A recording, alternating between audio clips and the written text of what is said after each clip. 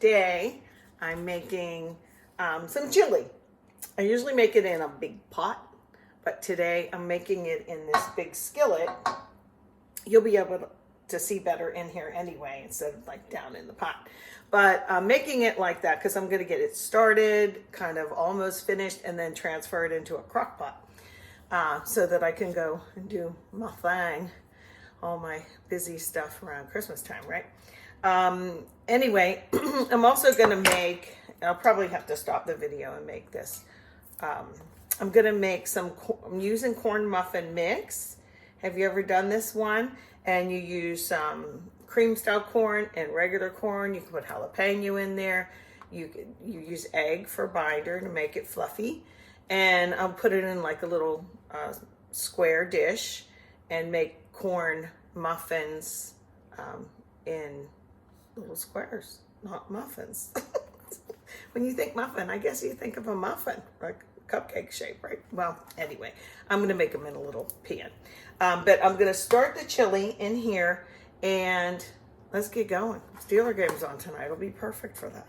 Okay. Alrighty, so I got everything all set up.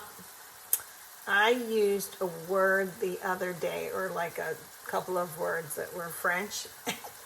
Someone asked me, what did you say there? I said, I don't know what I was thinking. I just kind of just talk as if you're standing next to me.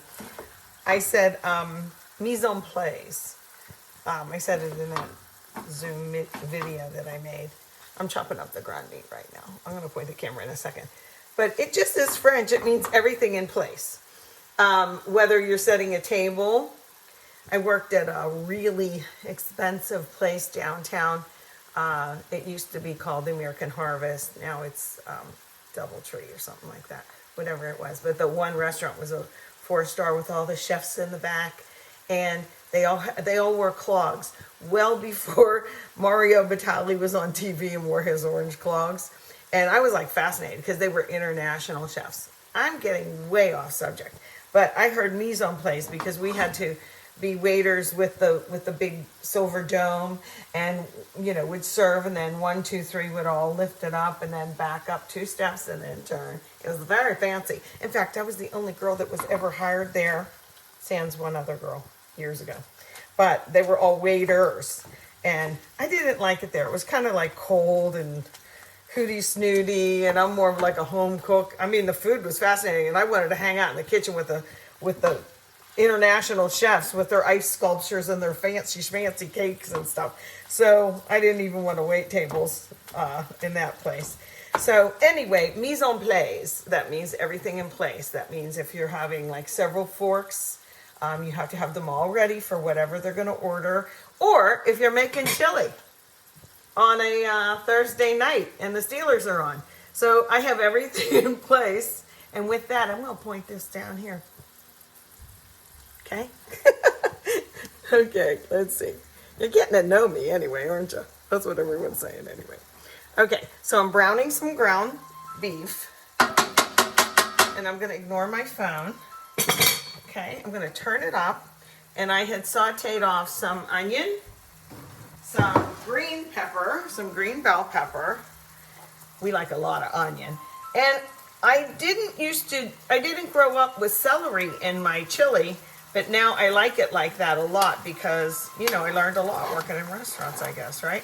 So I like a lot of onion. Here goes the green pepper. Notice I'm not unsharpening my knife this way, making it dull. I'm trying to remember to do that. Let's look. And I'm just eyeing it out. Yes, I'm going to put all that green pepper in. You can put other things in too, which I will. And then I'm going to put, I'm just going to do the whole shebang. Everybody in the pot. And like I said, I'm using this big skillet for now. And then what I'll do is transfer it into the crock pot. There's one thing about this little tool that I like. It does get messy, but that's okay. Oh, I got that heat going now. So what I'll do is I'm going to brown this really well. If your ground beef or whatever you're using is a little bit too fatty, you do want to drain that grease off, okay? I'm just going to keep doing this.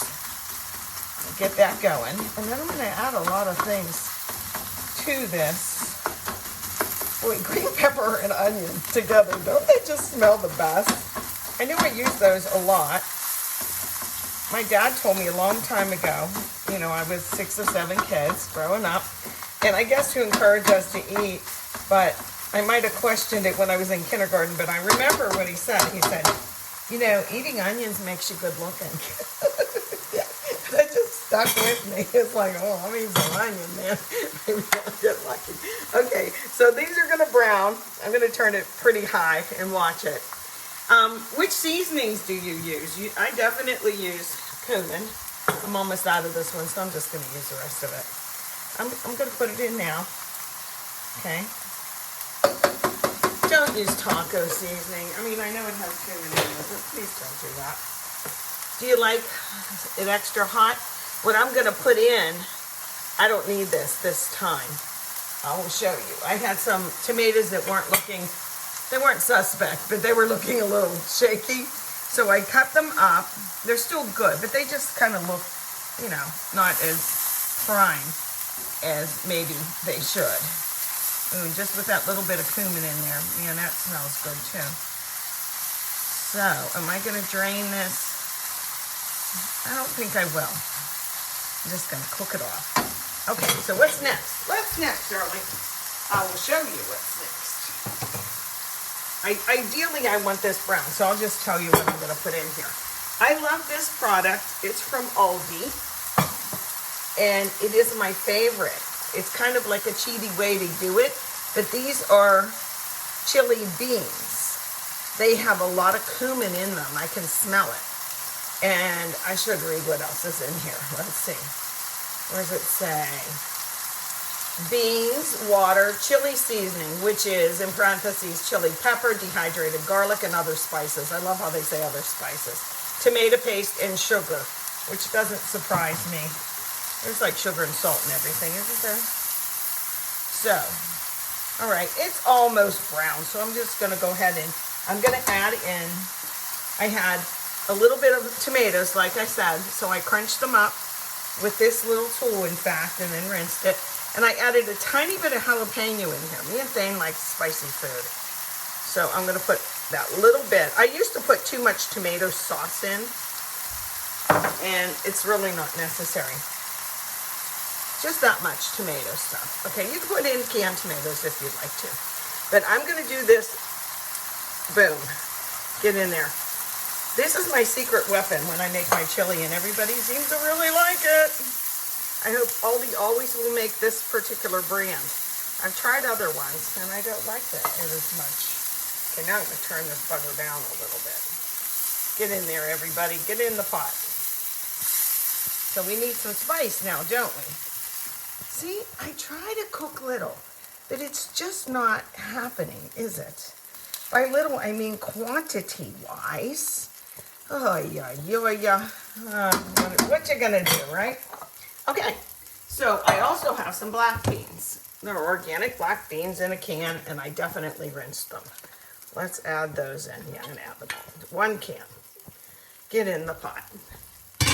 You can add corn if you want, but in addition to the celery that I didn't grow up having in the chili, I didn't also have, you know, we were really poor, so my mom used what she had. We definitely did green pepper and onion, but we didn't do the celery. We didn't do fancy beans. We only had kidney beans. You remember those? Anybody else eat kidney beans growing up? Does anybody still do that? I don't even see them in a can that much.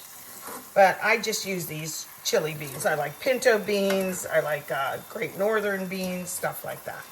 But black bean chili's good. But what I also add is a little bit of beef broth to this. So I'm not going to add that much. So this is going to cook down a little bit. There we go. That should do it. So, doesn't look like much. I might have to add a little bit more tomato. I think I have to open up a small can of either tomato sauce or crushed tomatoes, or yeah, I think I have to. See, I got carried away with this big skillet is what I did. So it doesn't even look like my regular chili yet. Okay, I'm gonna stop it here. Then I'm gonna come back. I have done this so many times in the past. I stink with this camera thing. This is what I did that you didn't see. I came back and I realized that I had tomato sauce, just plain, in my fridge. So I added a little bit more instead of the canned tomatoes. And now it looks more like chili. And then I couldn't reach this, so much for having things mise en place, right? Everything in one place and ready. So I got my chili powder out and I put a lot of that in too. So now it's starting to look like my chili, but I didn't have my camera on again. So here we go. I'm going to stir it and let you look at it now. Now it's starting to look more like chili. And now that it does, I'm going to transfer it. Maybe, yeah, I have to, because I gotta, it won't be attended to. It'll be unattended. So now it's looking more like chili, and that'll cook down a little bit more of that beef broth and stuff that I have in there. And I am gonna get the corn muffin mix ready now too. Let's make some, what should I call it? Like corn bake. How about that? Corn bake casserole. I think it's actually called that. So I had some butter. It uses a lot of butter. And I put it in my cast iron and I heated the oven at 350. I wanted it like a little bit brown. And that's what I got. So it's really a matter of just dumping all the rest of this stuff in and then baking it, except for the cheddar cheese that you put on the top. So let me move it like this. Make sure you can see it. Okay. And what we're going to do is we're going to add, this makes a lot. Of course it makes a lot. Told you I don't know how to cook. This is drained, 1 can of corn drained. 1 can of cream style corn. Did you ever do this? How many times did you have this in your cupboard and you opened it up thinking it was a regular kernel and you go, oh, I can't believe I opened the cream corn. Right, well, if you haven't, I have. Okay, so we're gonna put that in. We're gonna put the Jiffy corn muffin mix. They sell this at Aldi. They sell it all over. It used to be 25 cents. Now it went up to a big 39 cents. Why I oughta. I thought this had eggs, but I didn't remember correctly. And it also has some sour cream. About that much. I think it's about 6 or 8 ounces, which is like half the container. Jeepers, yike. This is not a diet dish, is it? But you don't eat that much of it at once. So if I can get this going, maybe I'll use 2 hands.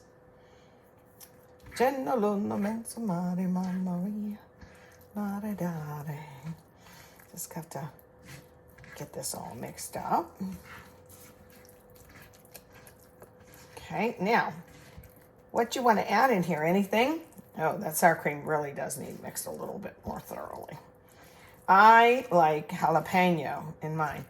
This is nice because even though it doesn't have egg, see, I was thinking it had egg because it puffs up so nice.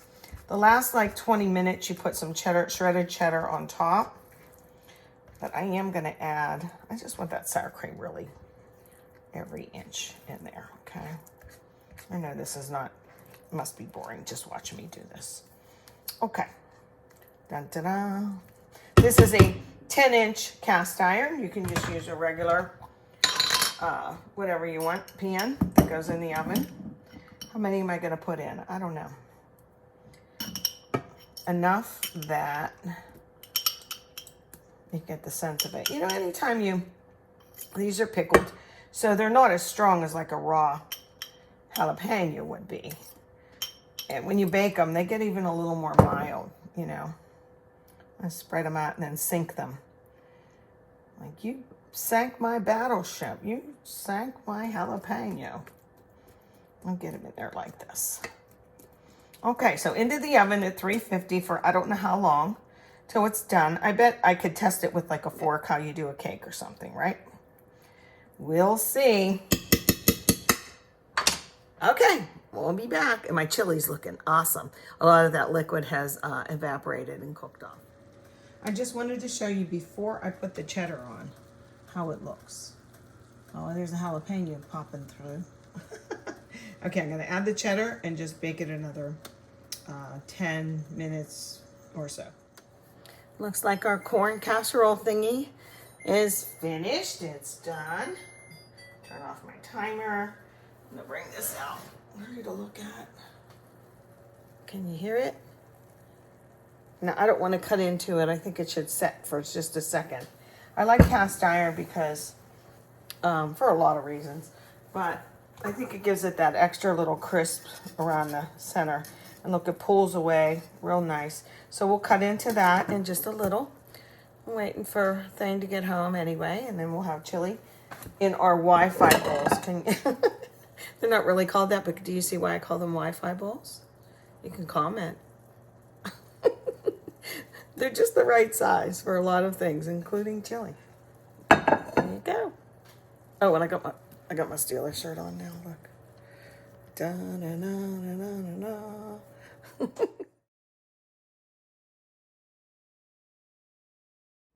Here's my final thoughts on this. Remember, I kept saying, "Does this have an egg?" I don't know. I kind of remember it having an egg. I think next time I will put an egg in it. I like it a little more fluffy, but the reason I like that cast iron is, look, it's crunchy on the bottom too. Just really nice texture. So it's more like one of those corn pudding recipes that like barely stays together. And the reason it is extra brown is because I reheated it. So the cheese on top got extra brown. Still delicious. So next time I'm adding an egg.